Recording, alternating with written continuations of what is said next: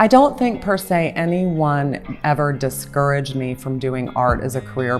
It's hard because it's not that I had one person kind of say you can't do this or you won't make it, but I think just generally it's assumed if you're an artist, it's not a real career.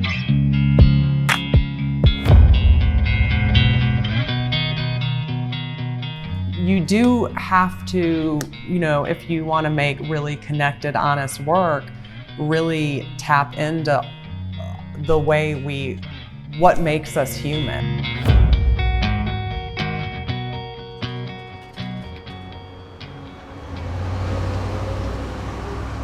My name is Alicia Armstrong, and I am an artist working and living in Asheville, North Carolina. I think if there is any advice I would give myself looking back when I decided to do it as a career would be just to make a commitment to it and keep pushing yourself. A lot of uncertainty going into this career in terms of how people are going to respond verbally or financially to what you create. But if you believe in what you're doing, you can really shorten those time periods of kind of inner torment about it. No way to sugarcoat the fact that I wanted to quit and give up pretty much every year since I've been doing this. I mean, I'm not gonna lie about it.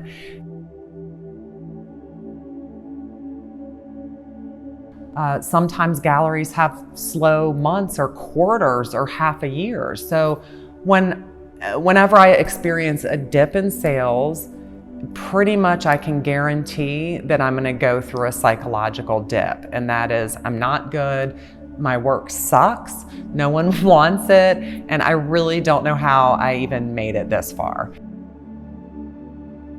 The last few years, I have come to accept that it is just the nature of the beast, that there's no way that in this business that you are gonna have a consistency that you would have in another business, like at a grocery store. Like, people need groceries, they will sell groceries, but in art sales it's just different. And the best I can say is that it's just how life is. Like, your friends you have issues with, your job you have issues with, your family, like there's no continuous up.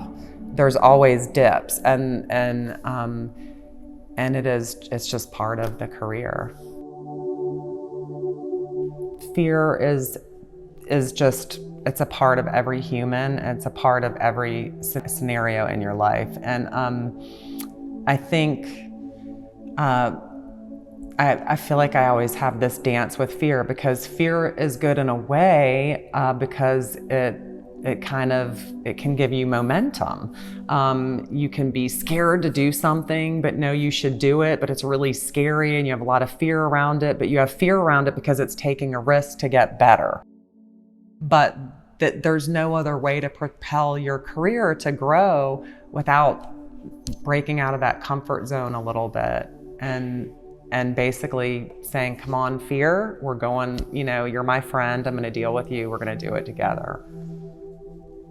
Like, just because you said you went to law school or graduate school in some sort of intensely lots of reading and writing and presentations, that if you said that to someone like, I have a degree in law or I have a degree in medicine or whatever, that would automatically let someone you were speaking to assume that you were smart.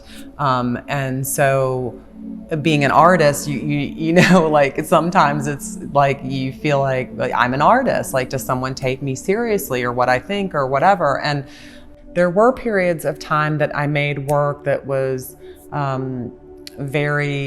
it was overtly depicting things I was going through in my life, whether it was a divorce or feeling lonely or feeling like dangling on the edge of a cliff. I did a lot of female figures solo, involved a lot of balancing and tight ropes and things like that. So I have made work like that for that purpose, and a lot of my clients that bought that work were obviously women, and they related, and there was some sort of comfort in that imagery.